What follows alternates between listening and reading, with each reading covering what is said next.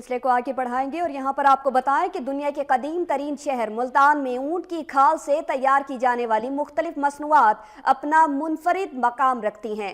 دستکاری کا فن کئی خاندانوں میں نسل در نسل منتقل ہوتا چلا رہا ہے۔ ملتان سے دیکھتے ہیں اعجاز ترین کی یہ رپورٹ۔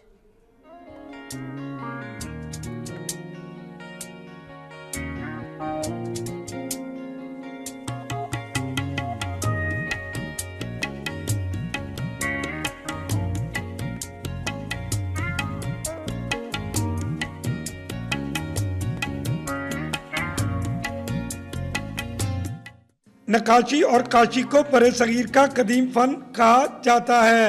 نقاشی چمڑے کی مصنوعات پر اور کاشی کے رنگ مٹی سے بنی ہوئی اشیاء پر بکھیرے جاتے ہیں۔ چمڑے کی مصنوعات میں کیمل ورک کو فوقیت حاصل رہی ہے۔ کیمل سکن سے ٹیبل لیمپ، گلدان، والز اور دیگر ڈیکوریشن پیس تیار کیے جاتے ہیں جو خریداروں کی خصوصی توجہ کا مرکز ہوتے ہیں۔ ایک سے یہی کہوں گا کہ وہ ضرور تشریف لائیں، اور ملتان کی ایک خاص چیز ہے جو کہ کیمل سکن کے اوپر بنی ہوئی اور کہیں سے شاید نہ مل سکے۔ نقاشی کے فن پارے ڈرائنگ روم کی زینت میں اضافے کا باعث ہوتے ہیں۔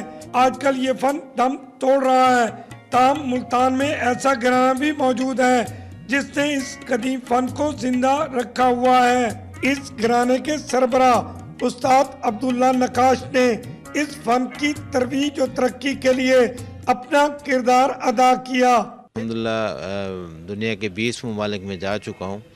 ان ممالک میں 4 ممالک میں تو میں نے مقابلوں میں پہلا ایوارڈ جیتا ہے پاکستان کے لیے، اور یہ بھی بڑی فخر کی بات ہے کہ ہمارے جو نقاشی کا کام ہے وہ دنیا میں بڑا منفرد ہے۔ میں وزیر اعلیٰ پنجاب سے درخواست کروں گا کہ اس فنون کو بچانے کے لیے جتنا ہو سکے کہ زیادہ سے زیادہ یہاں پہ ورکشاپیں، نمائشیں اور انسٹیٹیوٹ بنائیں تاکہ یہ کام نئی نسل میں زندہ رہے۔ یہ حقیقت ہے کہ اس فن کی ترقی و ترویج کے لیے قائم ادارے اپنی ذمہ داریاں پوری کریں تو تنگ دستی کا شکار دستکار اپنے اس پیشے سے ملک کے لیے کثیر زر مبادلہ بھی کما سکتے ہیں۔